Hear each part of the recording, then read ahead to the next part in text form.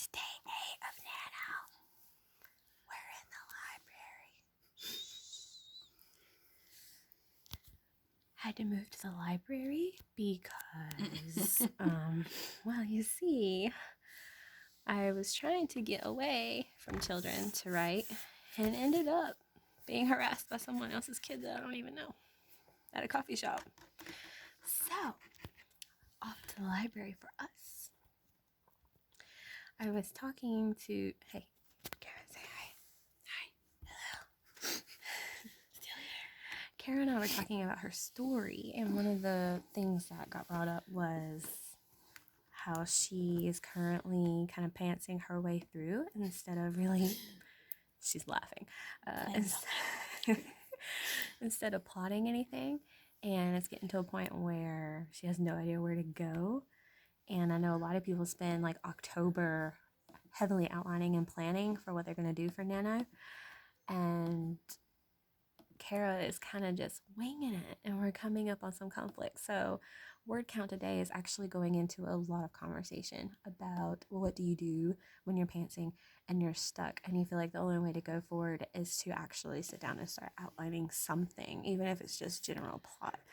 And what's hilarious is that the more we talk about where she's going to go with her story, like the crazier it changes. Like started out as like a YA contemporary romance, and then we talked about, well, what if we make them adults and like he's about to propose to her, and then we're like, well, what if they're actually in college and they have a gap year because she wants to put them in Paris after something really bad happens, and we're like, well, why do they go to Paris?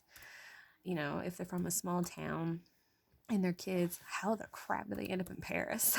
Or if they're adults, like why were they going to Paris together? Is there something going on there? Or if they are in a gap year at school,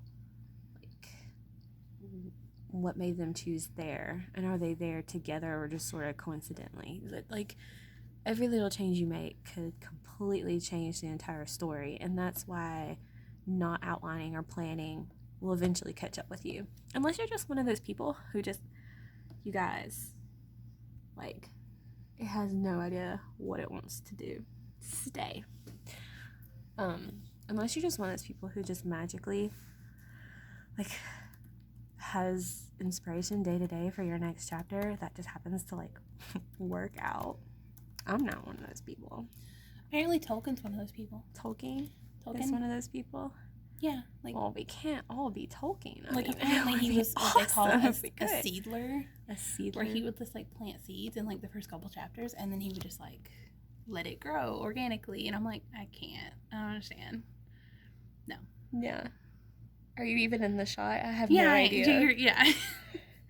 My hand is twisted in like a 360-degree angle. That was uncomfortable. Anyways, that's cool. Yeah. I hadn't really thought about that. Think about that for a second. He wrote Lord of the Rings without plotting. He just let it grow organically. That explains some things, though. But I love Lord of the Rings. I mean, really think about it. Like, Tom Bombadil. And then they never go back to that. I mean, like, they're there for, like, forever. And, like, it's ridiculous the amount of time they spend there with him. And then everyone's, like, mad that it didn't make it into the movies. And I'm like, why is it even in the book? I mean, it's like a really great thing. And, oh, my God, you guys, do not give me hate comments. I swear to God. But, like, I need to come for me. This piece off my head. No, I just, seriously, like, I love that section. Just because something is very, very popular and old and a classic does not mean that you need to praise it in all of its awesomeness for no reason. Because, like, if somebody came to me with that book today, Kara, I would chop that part so fast. I mean, I'd be like, look, I don't know what you were smoking when you wrote this part, but, like, you need to cut it. It's so funny. You need to cut, yeah. So there you go. Lesson learned about pantsing. You can use Tolkien to defend yourself, but I personally wouldn't, because in some ways it didn't do him very well. I mean, the books are great, but yeah, we'll save that debate for another time. I'm having one of those moments where it's like, kill your darlings. Kill them, darlings. Where I'm just like reading over my first couple chapters and I'm just like, I love these people. Like, I love my characters, but now I'm, like, having to change them. And I'm like, no, I love you. Hurt them bad. It's so fun to hurt Oh, but when you hurt them really bad, that's so good. Love the hilarious. pain. Kara, look at this. I love it. It's so boingy. Like, I just want to boing. Did you just boing my hair? Did. Oh my god, you guys, you don't understand. Okay, so yesterday I mentioned in my video about how we tried to go and work on a writing session, and sorry, I'm getting stared at for being loud. Crap. Anyways, we went out to do a writing session at a coffee shop, and it was kind of like a loud, boisterous place, and there were like 5 of us. Counting the little girl. My counting is so bad. Or wait, are you talking about? Oh, you're talking about last time we went. Yeah. We all went out. Yeah, there was we 4 all of went us. out.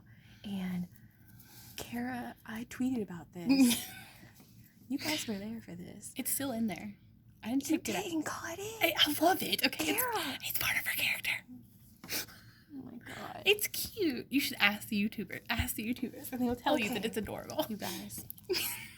Is boing, like B-O-I-N-G, You have to give context. a word you would use to describe someone touching? It's not touching. It's like if your hair was curly and it was like Touching. bouncy, and you like pulled What are you it, and then doing it to went me? back. Boing. Like, imagine if it was springy, and then I let it go, and it like bounces. It's boing. Boing. Boing. Okay, well, regardless of whether that's a word, not only did she use it, she put it in a tense so that it was a past action. She boinged. Oh, so the problem is that I ED. put it with the ED. So if I take the ED off, You I'm made good. it an action verb. He boinged it, and it just She did. She boinged his hair. Like, boing. like she banged.